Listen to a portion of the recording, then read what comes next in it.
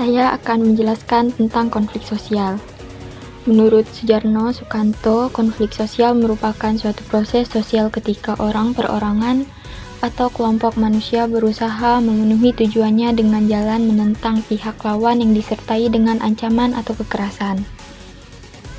Dan menurut KBBI, konflik sosial adalah percekcokan, perselisihan, dan pertentangan.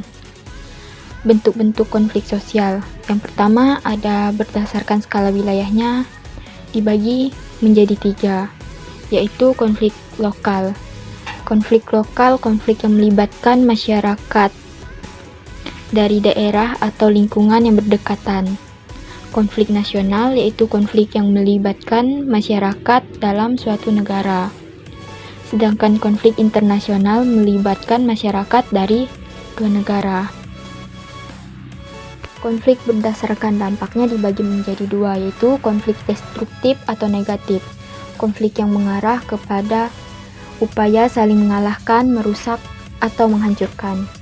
Yang kedua ada konflik konstruktif atau positif. Konflik yang mengarah pada upaya saling mencari solusi atau pemecahan suatu masalah. Terus ada konflik berdasarkan subjeknya, yaitu konflik ini dibagi menjadi 4. Yang pertama ada konflik interpersonal, konflik yang terjadi antara seseorang dengan orang lain atau antara individu. Selanjutnya ada konflik intrapersonal, konflik yang terjadi pada seseorang dengan dirinya sendiri atau konflik pribadi. Selanjutnya ada konflik individu dengan kelompok, konflik yang terjadi antara seseorang dengan kelompok. Konflik antar kelompok, konflik yang terjadi antar kelompok. Dan yang terakhir ada konflik berdasarkan cakupannya, yaitu dibagi menjadi 2, yaitu konflik horizontal, konflik yang terjadi antar individu atau antar kelompok yang memiliki kedudukan sejajar atau setara.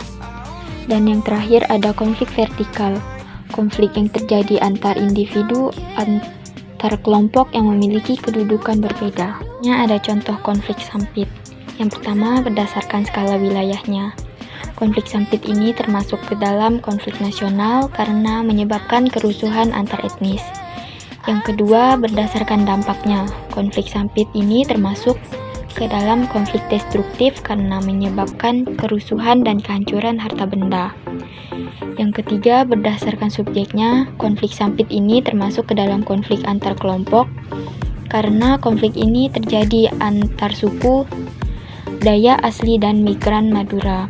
Yang keempat, berdasarkan cakupannya.